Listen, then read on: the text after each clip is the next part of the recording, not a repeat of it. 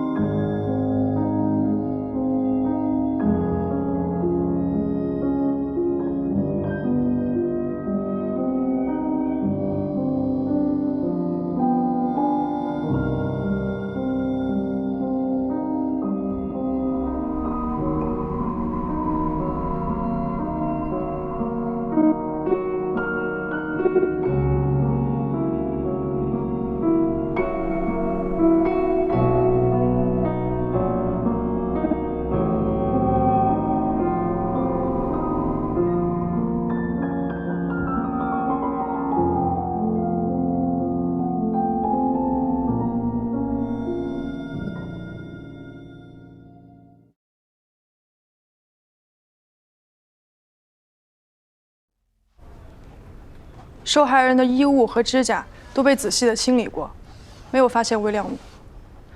不过，在这副眼镜的眼镜腿里发现了一些皮屑，是受害人马玉的。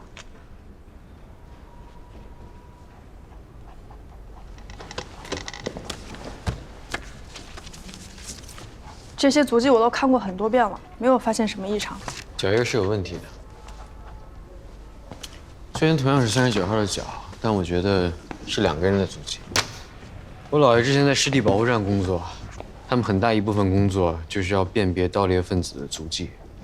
你们看这3张照片，2个脚印发力点均匀，左右脚深浅是一样的。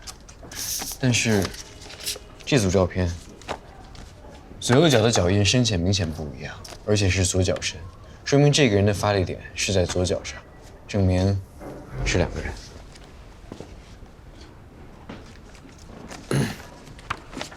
有2个嫌疑人，恰好2个人都穿了同样的运动鞋、同样的尺码，其中有1个人发力点在左脚。这是受害者的行动轨迹，从这条小道上下来，到达了这个点，然后朝这个方向有个折返，最终的受害位置应该是在这里。中心在左脚的那个人从这条路上来的，到了尸体周围不停地转。一直在尸体附近徘徊，然后原路返回。而左右脚发力平均的这个人和受害者一样，是从这条小路上下来，同样也跟受害者走向了这个方位，有一个折返。这些区域都是3个人脚印重叠的地方，而只有这个是2个人脚印重叠的地方，所以我们的重点应该是在这儿。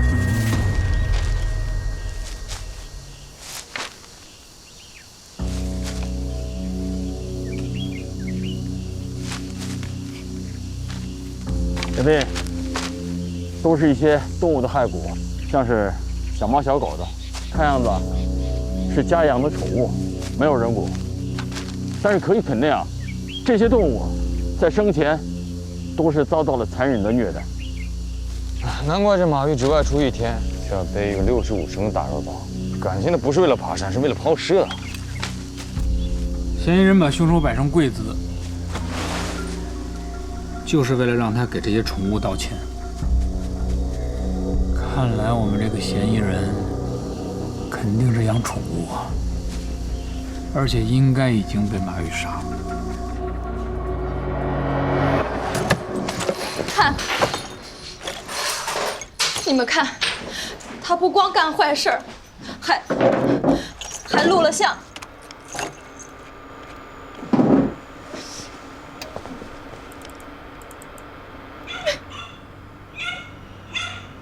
全是你弄给我的视频，这磁盘损伤还挺严重的。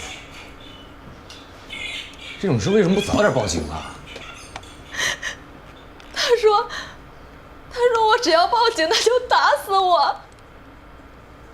电脑带回去，我得仔细查一遍。找找这些猫狗的主人，嫌疑人可能就在里边。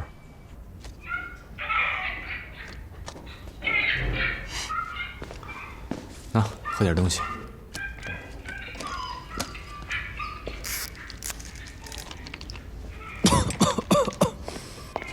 对不对？马跃他老婆交代，他从5年前就开始虐待动物了。但是在电脑上找到的只有这2年的。小孟，你去当时查一下这5年来有关于虐待动物的案件，仔细捋一下。刘成，你跟夏沫一块儿去。好。小孟，没事儿，去吧。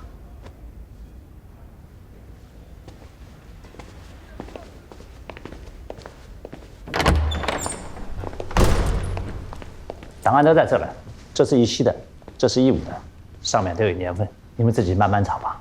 好，谢谢。来吧，再找吧。这也太多了吧？梁哥，要不然这样，你找15到17的，我找15前的。行。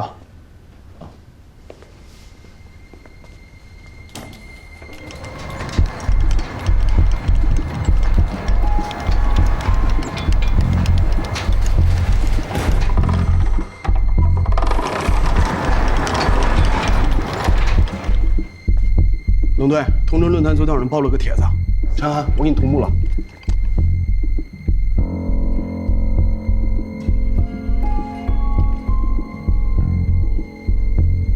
这是有人要故意报复马跃啊？谁发能查到吗？查不到，发帖人的 IP 地址是经过虚拟 IP 池洗过的海外基站，查不到真实来源。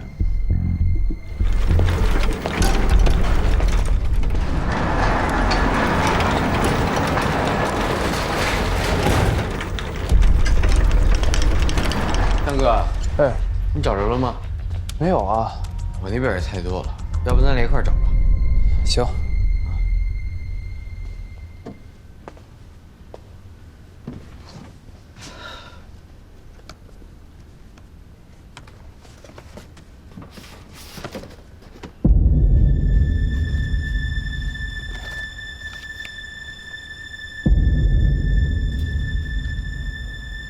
这马跃电脑上的视频是怎么流传出去的？他不可能是自己泄露的。马跃的电脑是被黑客给黑了，视频是通过木马程序偷走以后发出来的。看来夏沫说的没错，应该是有2个人作案，其中一个就是这黑客。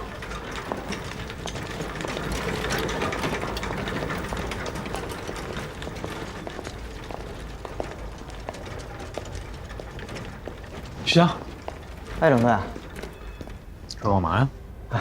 高队让我把海州案卷宗送到办公室去。海州案？对。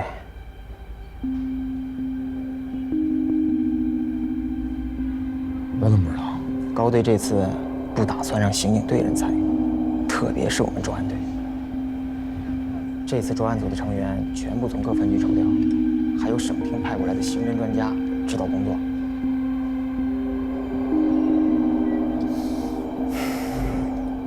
行了，你去吧。先走了啊。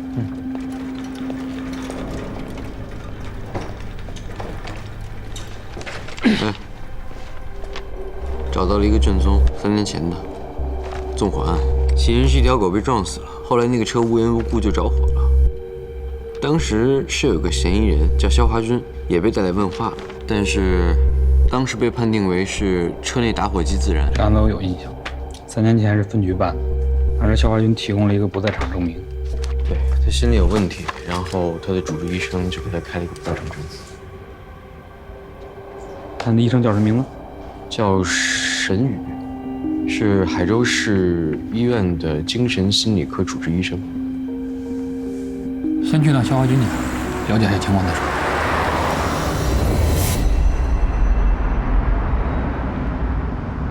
去档案室就没查点别的？什么呀？海州案？查了？没有啊。档案室里有吗？那么大 logo 你看不见？没看见啊。而且我不都跟你说了吗？我对海专没兴趣。况且现在有专案组查了，也用不着我来查。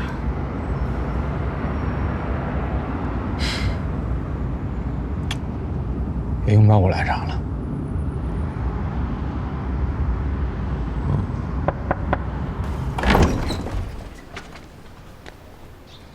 你好，我们找一下肖华军。不在啊。是这样，你们家养狗对吧？对啊。小区里有人反映你们家狗没办证，而且出去遛的时候也不拴。我们过来走访一下。办了呀，我们有狗证啊。那你进来，我给你找。坐那儿等会儿吧。啊，溜达溜达。他又惹事儿了。就狗的事儿。哦。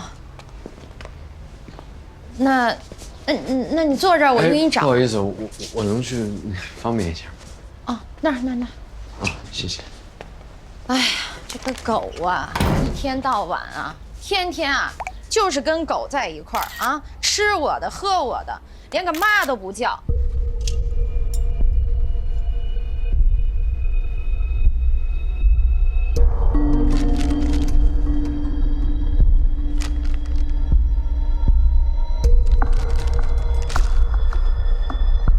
行，有证就行。我听说肖华军3年前还养过一条狗啊。哦，对啊，让车给撞死了，所以人家不是送了他一条吗？他就天天跟这狗说话，神神叨叨的。谁送的知道吗？就是给他看病那心理医生啊。行，这狗没在家。哦，狗丢了。这不是他出去找狗去了吗？也好几天都没回家了，也不知道死哪儿去了。怎么丢的？前2天他这不是要去遛狗吗？我就跟他说，让他回来的时候啊，给我带瓶酱油。人家超市不让狗进去，他就把狗啊放在超市门口了。买完酱油出来以后啊，狗就让人给偷了。哎呦喂，这就回来跟我没完没了，骂骂咧咧呀，说是那狗要是找不着的话，他就跟我拼命。哎，我是他亲妈呀，啊，你说连个狗都不如吗？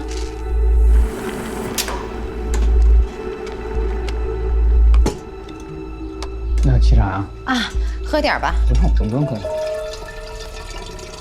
大姐，你儿子最近真没回过家？哎呦，不好意思，哎呀，没烫着吧？没有。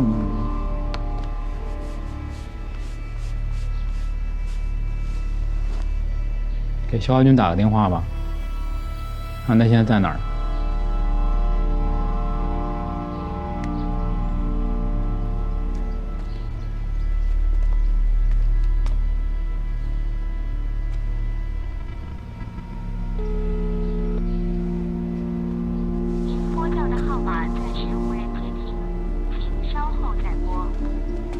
没人接。那他还有什么常去的地方吗？除了家里边？没有了。自从他爸跳楼自杀以后，亲戚之间就都断了来往了。就3年前，他不是看工地的吗？就当着肖华军的面跳下去了。从那天晚上开始，这孩子的脑子就受了刺激了。那行。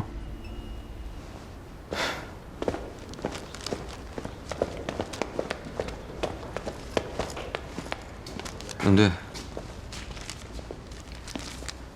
泥土，还有草，在厕所地漏里找到的，可以和案发现场的草做个比对。还有这个，看起来不太像衣服上的纤维，很有可能是那个丢的登山包上的。所以肖华军的嫌疑非常大。小刘在马玉的电脑上找到了肖华军那条狗被虐死的视频。但是在咱们挖出那些狗里面没有这个狗的尸体，你觉得这说明了什么？说明肖华军杀了人之后，把狗的尸体挖了出来，放在了登山包里回了家，还给狗洗了个澡。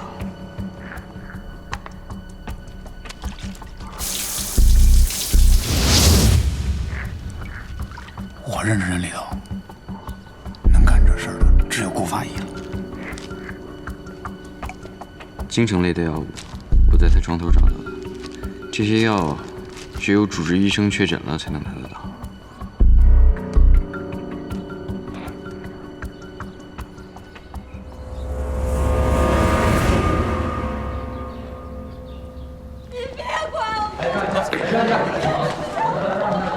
往后退一下，往后退一下，往后退，往后退，大家配合一下，往后退一下。他这是沈医生办公室的病人发病了，情绪特别不稳定，要自杀。配合一下。大家回到病房去，不要议论了。帮他包扎一下。是吧？没事了，都散了吧。来，都散了吧。来，好了，配合一下。来，都散了。如果有需要，我可以帮你作证。你记住，家暴只有0次跟无数次，错的不是你，是伤害你的人。走吧。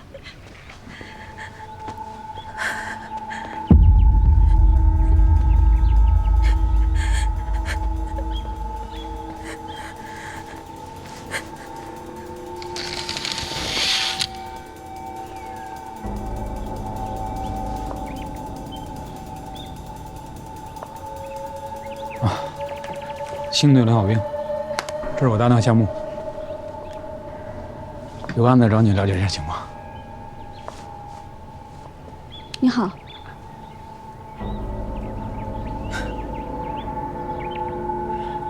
干你们这行够闹心的。正常，这边请吧。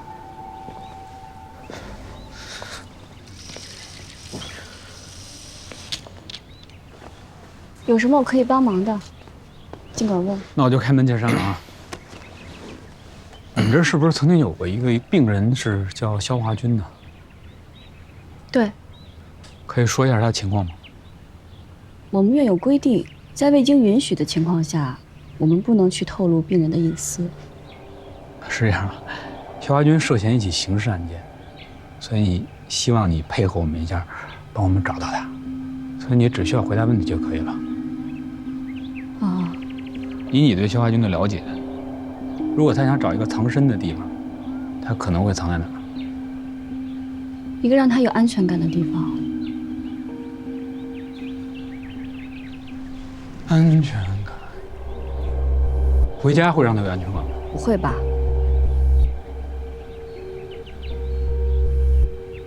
据我所知，肖华军长期遭受他妈妈的虐待，母子关系非常紧张。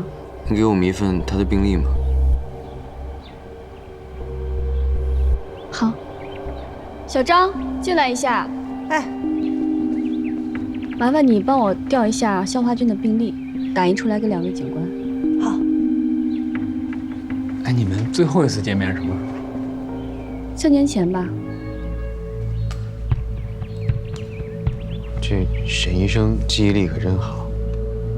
你说一个心理医生1年得看个600-700个病人吧，这一下子就能想起来3年前的病人，了不起。因为他妈妈在知道他来看心理医生之后，就来医院大闹了几次，后来就断了联系。现在社会上还是有很多人对于心理疾病带有偏见的。我都头一回来你们这地方。哎呀，我来参观一下可以吗？可以啊。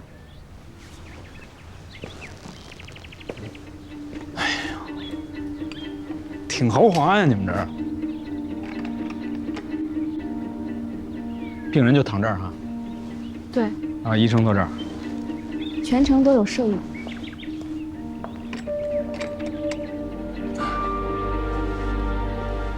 沈医生还看法学类的书啊，涉猎很广泛啊。我大学学的是法医专业，后来觉得这个行业不太适合女孩，所以就换了方向。那也算半个同行了是吧？冷队长抬举我了，我学的那点法律知识，早就已经还给学校了。你是不是送给过肖华军那条狗？对，因为宠物能够给我们最纯粹的爱与陪伴，它们永不背叛，对人类有着巨大的疗愈作用。沈医生自己养狗吗？我不养，我工作忙，没有时间。不养好，不养就不会伤心。狗比人命短，提前去世了或者出个意外，多难受。你们要的病历。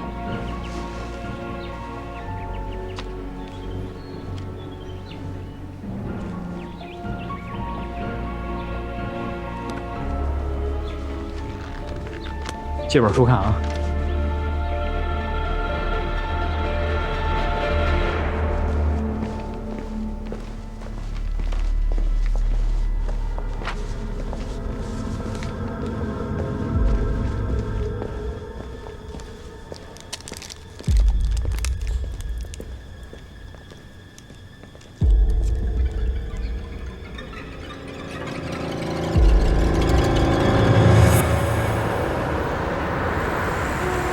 刚才为什么不是？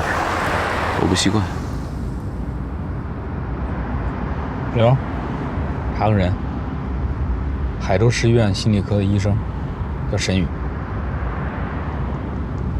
你对他什么感觉？你对他什么感觉？我就觉得很奇怪。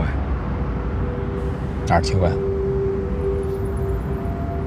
太冷静了。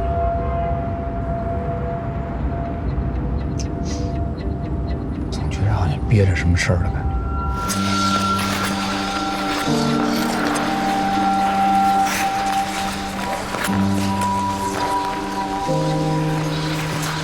沈宇，31岁，是我们海州市精神心理科的主治医师。他妈妈在他出生的时候难产死，是他爸一个人把他带大的。就沈宇上初中的时候，他爸突然就跟一个女的私奔了，然后就把沈宇10几岁孩子孤零零扔到路旁。他爸跟人跑了以后，这个沈宇还去这个城关派出所报了失踪，他们也留了底，还帮他找过，但是到现在一直也没找到。冷队，那些视频很有可能就是沈宇发出去的。啊？马玉的眼镜是在海州市医院配的。他给验光中心的医生看过视频，说过他虐待动物的事情。那个医生听了以后觉得很不舒服，就去找沈宇做了心理疏导。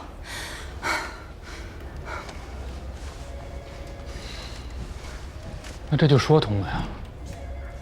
沈宇知道肖华军的狗是马玉弄死的，赶紧办手续，传唤沈宇，让他接受调查。嗯。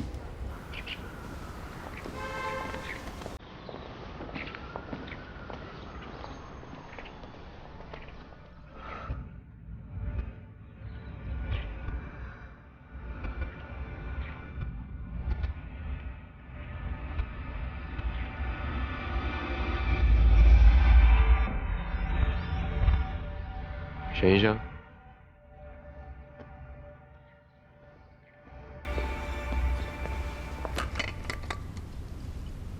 这次请您来呢，就是想再详细的了解一下肖华军的病情。肖华军的病学名叫做 PTSD， 创伤后应激障碍症。他父亲在他面前跳楼自杀，这对一个10多岁的孩子来说，是在心理上造成了严重的伤害。他母亲又长期虐待他。肖华军的病逐渐转变为人格分裂，并且伴有一定的暴力倾向。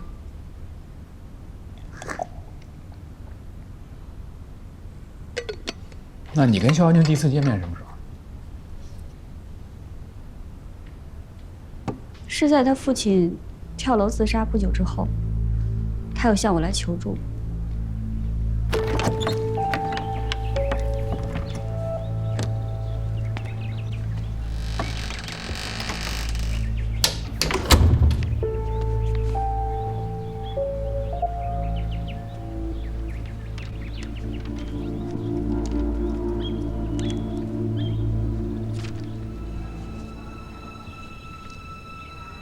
多大了？16。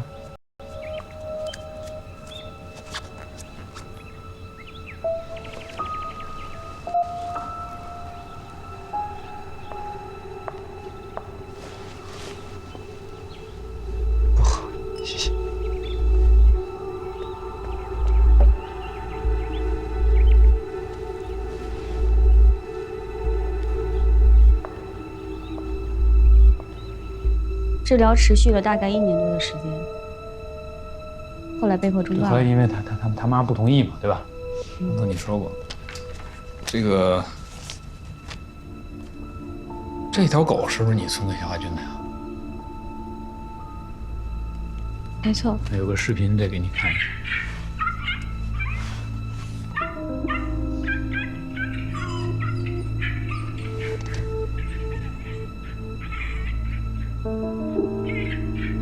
这谁干的？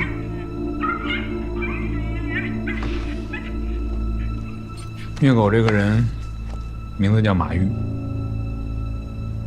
已经遇害了。你觉得会是肖华军干的吗？为什么这么问？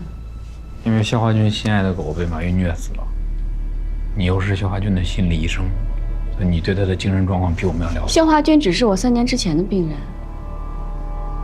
目前他的情况我不太清楚，我没有办法回答你这个问题。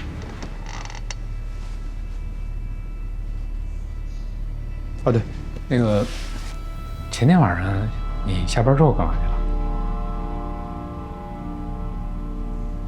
？8点多下班，就回家睡觉了。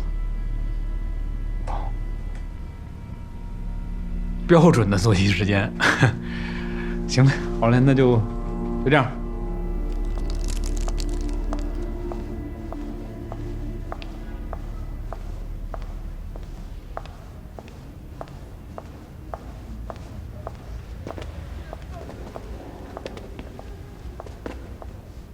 讨论一下吧。冷队，我刚才全程特意留意了他脸上的表情，从接到传唤通知到询问，一点都不慌张啊，很正常啊。我觉得不太正常，或者说就是因为太正常了。第一个是他看虐狗案的反应，他的表情不像是第一次看到虐狗案的视频，而且那只狗还是他送给肖华军的。一个这么熟悉的病人，我们跟他说他卷入了刑事案件，他居然没有问肖华军现在怎么样了，我觉得很可疑。他之所以不问肖华军现在怎么样了，就证明他有可能知道肖华军现在没事儿，他跟肖华军之间可能有联系。那接下来怎么办？你去医院调监控，看看前天晚上申宇是不是在加班，24小时盯着申宇，看看肖华军会不会跟他再联系。马玉的死，申宇脱不了关系。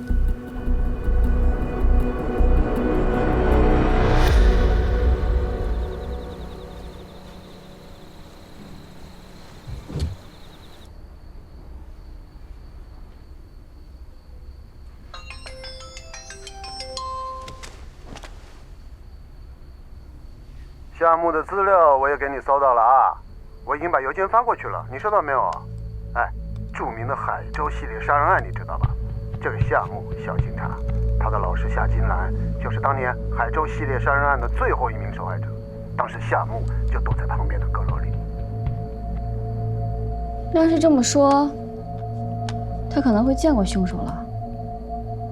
我估计见过，很有可能。我检索到2000年一个旧文章啊，那上面好像说有个警察赶到了，进去救了他，还有个警察。还有什么别的线索吗？我用一个叫爬虫的程序，把他最近这大半年的所有的搜索记录给扒了下来。我发现有好几个词汇经常出现，你听着啊：创伤后应激障碍症、间歇式震颤、惊恐发作，一堆毛病的。夏目很有可能去见了心理医生。你能帮我查一下夏目是在哪儿治疗的吗？还没工作到这一步。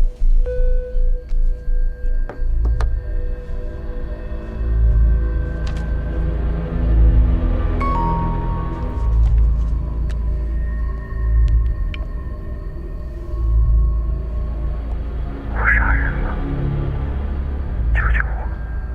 我想死。